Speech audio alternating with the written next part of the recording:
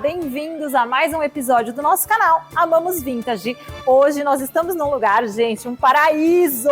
Wagner Macedo, responsável aqui pelo Trecos e Cacarecos, vai mostrar pra gente um pouquinho dessa loja que é, assim, um espetáculo. Gente, é uma loja tão bonita que não vai caber aqui a quantidade de coisas maravilhosas que tem pra mostrar nessa loja. Estamos aqui no Bexiga, São Paulo, esquininha da Praça Dom Orione. Wagner, conta um pouquinho pra gente de como é essa sua história com esses objetos tão maravilhosos. Hoje eu vou falar um pouquinho do porquê Trecos e Cacarecos. Nós começamos em 1984, que era uma feira do rolo que tinha... Feira do rolo, pode dizer, né? E naquela época, nós comercializávamos muitas peças que eram peças diferenciadas. Então o pessoal olhava, perguntava, nossa, que treco é esse? Eu olhava, falava, quanto cacareco? Então, através dessa informação que as pessoas passavam pra gente, as perguntas que vinham, então nós criamos esse nome, Trecos e Cacarecos. Aí fizemos a feira, fundamos junto com o pessoal a Feira do Bexiga, e através daí esse nome acabou se perpetuando. E para não perder a raiz e a origem do nome, nós mantivemos. Hoje, lógico, o tempo vai passando, as mudanças... Não tem nenhum cacareco aqui, aqui só tem preciosidade. Quase não tem mais. Mas é interessante, né? Trecos e cacarecos. Aí você olha, gente, aqui só tem joias, só tem arte, isso é tudo muito lindo. É uma pergunta que todos os clientes fazem, né? Por que trecos e cacarecos? Que aqui hoje ainda não citei, mas eu só falo, mas tem a história. Faz parte da sua história, lá, né?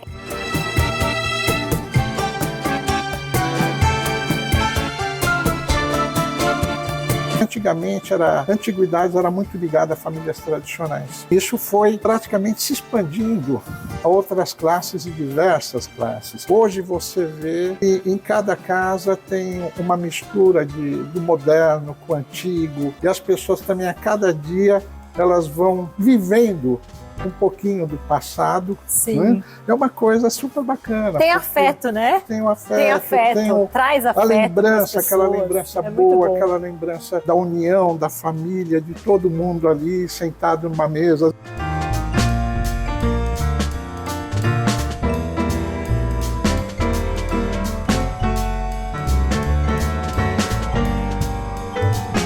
Wagner, aqui você tem um pouquinho de tudo. Tem alguma coisa assim que você considera o carro-chefe da casa, alguma especialidade da casa? Como é um ramo muito amplo, diverso, né? Essa diversidade é muito grande. A gente procurou se especializar um pouquinho mais na parte de porcelana, né? Então, uma coisa bacana que eu gostaria de mostrar para vocês, os aparelhos de jantar, os pratos, que tem uma história muito legal por trás. Esses pratos, eles são chamados de azul borrão. Eles foram erros de fornada e quando eles entravam no forno, a tinta escorria e ela acabava deixando todo o desenho do prato meio que legível em algumas peças. Então eles refugavam esses pratos que saíam borrados e juntavam e formavam jogos e presenteavam os funcionários da época. Esses pratos eles foram produzidos na época, esses aparelhos de jantar, de 1860 até 1914. Por se tornar uma raridade, começou a atingir um preço alto no mercado. Que é um jogo, né, tradicional, é de 12 pratos, completo. 12 pratos de cada tamanho, né? Muito lindo. Geralmente são 24, né?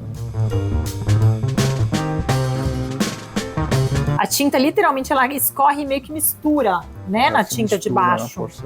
Tem um segredinho dos pratos antigos. E na sua maioria, se você olhar aqui atrás, ele tem um pontinho aqui e outro pontinho aqui. Os antigos, eles entravam no forno, num triplé, onde ele fazia a queima da porcelana e firmava a tinta também. Então, na minha santa ignorância, eu podia pensar que esse pontinho era um defeito. Não. É uma marca realmente uma marca realmente fabricação. Da fabricação dos pratos antigos. E esse tripézinho para sustentar ele aí foi usado até... Olha, poderíamos dizer que até 1930, 40, ele era sustentado. Se você vê isso, forma. Então você já conclui que esse prato é de 30 para trás. O prato, ele realmente é dessa época para trás. Tá vendo? Esse é um eu esqueci de falar, gente, mas esse cara aqui sabe tudo. Eu ia deixar vocês descobrirem. Eu digo que a gente tá sempre aprendendo. Eu ia deixar vocês descobrirem por conta própria. Tem algum lugar que a gente pode realmente pesquisar fontes seguras? Tem algum lugar que você fala assim, não, Cris, lá dá pra gente ter uma fonte segura? Toda peça antiga, ela tem a marca da manufatura embaixo. Ele vai ter a marca, ele vai ter quem foi o fabricante e que período que representa esse logotipo. Isso quando você vai pesquisar sobre o produto, você vai querer saber um pouco da história do produto. Agora, quando você quer saber o quanto vale a peça, eu poderia dizer que assim é um tanto difícil. Por quê? Porque hoje, assim, cada um põe o preço que ele acredita que vale a mercadoria, apesar que muitas mercadorias elas já têm um preço ditado pelo mercado. Então, nós, antiquários, que já temos assim, um certo tempo, a gente já tem mais ou menos uma base de quanto realmente aquela mercadoria vale. Quando você tem uma mercadoria, você não tem uma ideia de valor, faz uma pesquisa junto aos antiquários, mas antiquários que já estão no mercado pelo menos aí há 20, 30 anos, que pelo menos ela vai ter uma noção exata do que é a mercadoria. Tem muita besteira na internet. Então, a internet, assim, ela aceita tudo. Tem mercadoria que, de repente, ela vale um X, a pessoa ela põe na cabeça que vale um Y, e quando a pessoa vai pesquisar, ela fica muito sem referência. Então, ela sempre se vai basear pelo mais alto, né, que acredita que é aquele valor. Muitas vezes, falando para as pessoas, se ela não tem necessidade de vender, ela guarda aquela mercadoria para ela, que ela utilize aquilo, para que ela não se desfaça, porque às vezes ela está mesmo até iludida com o valor da mercadoria, ou até mesmo um valor sentimental, de história. Ou até sofrendo porque tem que se desfazer, né? Porque na hora que também você tem que... Imagina quem tem que tirar um espelho desse tamanho, a gente tá aqui conversando, tô apaixonada por esse espelho. Imagina quem tem que tirar um buffet desse tamanho de casa, como sofre? As residências, principalmente em São Paulo, nos grandes centros, elas estão cada hora diminuindo o tamanho. Então hoje, poderia dizer assim, as pessoas que têm casas em grandes terrenos, os empreendimentos imobiliários estão tomando conta e se transformando em prédios, e isso está reduzindo o tamanho praticamente dos apartamentos. Então as pessoas elas acabam se desfazendo da mercadoria por espaço.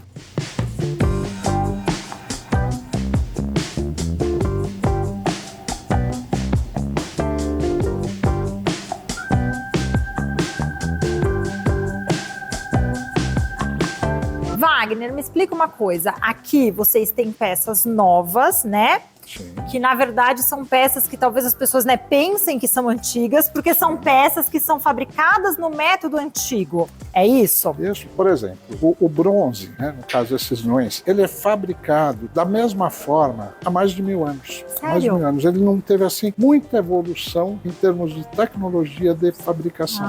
Um método bem tradicional. Um método, vamos dizer, bem arcaico ainda, dentro do que é o processo. É um método tradicional, mas porém ainda muito arcaico. Ele não sofreu muita evolução dentro do processo de fabricação. Então, o bronze, nós temos o processo da cera perdida, que é feita essas peças, e ela não deixa assim nada a desejar das peças antigas. E muitas pessoas confundem muito peças hoje novas com as peças antigas. Sim. Em função do próprio processo. Porque eu acho que as pessoas não sabem que isso ainda é fabricado. Hoje, por ser uma atividade também já está escassa. Você pega hoje, são poucas as funções que fazem bronzes artísticos. Com isso, a gente procura repassar para as pessoas, né, que nós temos esse processo de fundição. Falamos que as peças são reproduções, são peças novas, mas porém com uma grande aceitação no mercado. Sim, também. até porque é difícil. A sinceridade, assim, que eu acho que é o que vamos dizer, prevalece, né? Tem como eu dizer então se esse leão foi fabricado 10 anos ou há 50 anos, 60 anos? Olha, a pessoa ela tem que ser, ela tem o bronze, com o passar do tempo, ele vai mostrando alguns tipos de resíduos que se criam dentro da própria peça. Então aí você consegue identificar mais ou menos se o bronze é antigo ou não. Mas isso se você for realmente um especialista em bronze. Uma pessoa comum não tem como saber se hoje ela pode ser facilmente enganada por uma peça fabricada hoje, por uma peça comparada com uma peça antiga. Essa fundição que faz esse leão tem quantos anos de trabalho? Nós já estamos com fundição aí já praticamente 23 anos. Fabricando. E assim, hoje nós fabricamos mais para nós, para a loja, até mesmo em função da própria dificuldade da fabricação das peças e pela falta de profissional qualificado. Isso que eu ia falar, quem que vai fazer isso, né? Então hoje em dia você tem muito essa dificuldade de você ter um profissional capacitado. Olha que interessante que de longe só um especialista sabe. Esse aqui é uma peça de resina que foi pintada para imitar o bronze. Então também dá outras possibilidades, né? Onde entra um problema na internet. porque muita gente às vezes coloca peça de bronze. Se ela não tiver nem um descascadinho, nada, eu não vou saber. Saber pelo peso, pelo toque, tá porque essa é olhando. quente. Só ela é mais quentinha, a outra vai ser mais Ela é mais quente. E geladinha. o peso, né? A resina E o ela é bem peso. mais leve. E uma Então, a questão parte- visual, né? Pra se você também só quer uma coisa estética, vale a pena até por ser uma peça mais em conta. Sim, sim, é né? uma peça bem... Legal.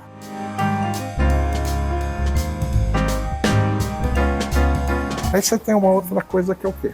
O petit bronze. Bronze e petit bronze. Quando você volta lá no passado, na França, você tinha uma característica que era o quê? Como o bronze era um processo longo e difícil de fazer, e quando você lixa a peça, solta bastante pó. E o pessoal, como era difícil para trabalhar com bronze, eles pegavam esse bronze, esse pó do bronze, misturava com estanho. Tinha só um processo, porque isso você já fundia direto no molde de silicone, no molde de gesso, a peça já ficava pronta. Não tinha que passar todo aquele monte de processo. Você reduzia o processo em 2, 3 etapas. E geralmente eles faziam peças pequenas dentro desse conceito, e eles chamavam de petit bronze. Então, em francês, porque é peça pequena, é petit bronze. Eles usavam também a descrição de pouco bronze, ficavam só o pó, misturavam no estanho e fundiam a peça num processo rápido. Atualmente, o pessoal faz essas peças usando zamaque ou usando estanho e só passa por um processo só. Eles jogam direto no silicone, deixam uma parede fina, dá o acabamento, uma pintura automotiva, usa-se uma purpurina imitando o bronze, que na verdade o estanho ele é prateado. Eu tenho uma peça dessa com o bracinho quebrado, que ela é cinza dentro, é isso? É isso. E o Você petit explicou quebra, tudo o que eu queria saber. o Ele petit quebra, quebra ele é com uma rígido demais, facilidade, né? assim. É então ele isso não que eu tem tenho. resistência. O bronze ele é ultra resistente. E o petit já não. O petit é extremamente frágil. Isso, então, é uma peça nova. Essa é uma peça também. nova, feita agora, Tá. petit bronze.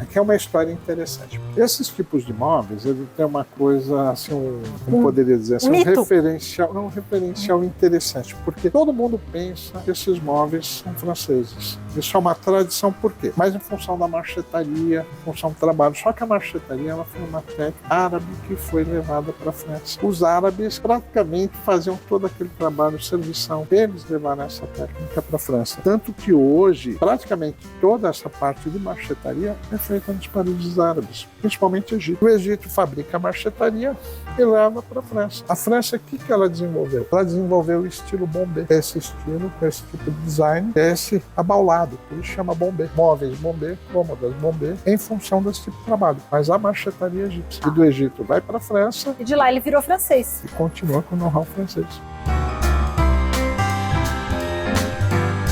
Wagner, os espelhos ali, né? Tô vendo que tem uns espelhos novos, estilo venezianos, também são peças novas. Também são peças novas. Se tivesse opção, né, de trabalhar com espelhos que são os estilos antigos, por quê? Você tem uma dificuldade muito grande hoje encontrar os venezianos originais de época. E o outro grande problema que a gente enfrenta no mercado, quando você vai fazer uma venda, a pessoa pergunta, esse espelho é original? Aí você fala, como você vai passar para a pessoa que um espelho, ele cria pontos de fungos, ele cria pontos que vai prejudicando toda a parte da espelhação. E o processo que se tem quando se cria esses fungos, você tem que fazer um respelhamento que se chama. Então você tem que passar por esse respelhamento e um espelho ele aguenta mais ou menos 2 respelhagens. E com o passar do tempo, isso vai durar o quê? 40 anos, 50 anos, 60 anos no máximo. Um espelho bem antigo, sei lá, um espelho de 100 anos, qual é a condição dele? Ele vai ter vários pontinhos Vai estar pretos, bem deteriorado. Ele vai precisar passar por uma respelhagem. Então é difícil você ter um espelho antigo, de época, em perfeitas condições. Muito difícil.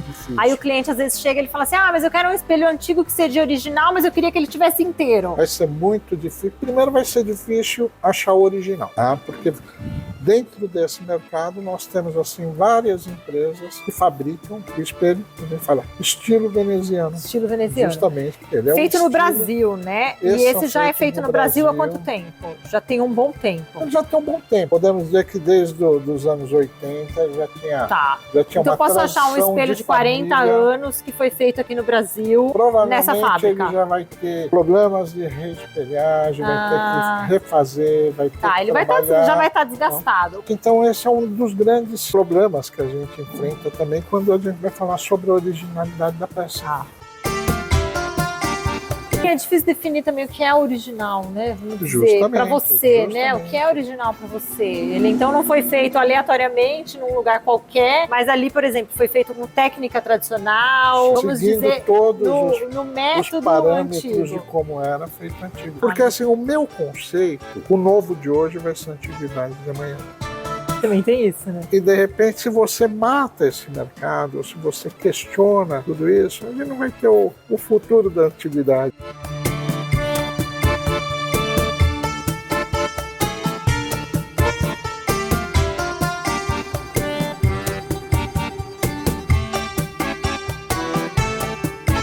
Gente, aqui tem muita coisa. Eu vou aproveitar. Infelizmente, eu tenho que encerrar. Eu vou aproveitar. Muito obrigada pela companhia. Venham visitar o Wagner, esse cara maravilhoso, gente. Eu vou falar uma coisa pra você. Quando você olha uma loja chique dessa, você fala assim, meu Deus do céu, o dono deve ser aquele cara assim, o cara mais snob do mundo. Aí você encontra o cara que é puro coração, puro coração. Eu tenho a agradecer, o meu canal tá me levando assim a pessoas maravilhosas. Como você, né? Parabéns pra você. Como a gente vai andando de um lugar ao outro, e aí o dia que eu pisei aqui, o Wagner abriu um sorriso, começou a explicar algumas coisas. Eu falei, poxa, você me explica pra eu gravar. Tem muita coisa pra aprender aqui dentro. Gente, isso aqui é um paraíso da informação. E brevemente vamos ter uma nova surpresa aí, que nós estamos montando uma nova loja. Loja também. Nova. E essa nova loja a gente vai direcionar mais pro antigo mesmo. Ele vai ser um novo ponto em São Paulo aí no mercado de antiguidades. Maravilha, já estamos aguardando o convite. Opa. Obrigada pela companhia. Visitem aqui, 13 de maio, 749, ou também Praça Dom Orione, aos domingos tem a feira, a loja está aberta. Venham visitar esse paraíso.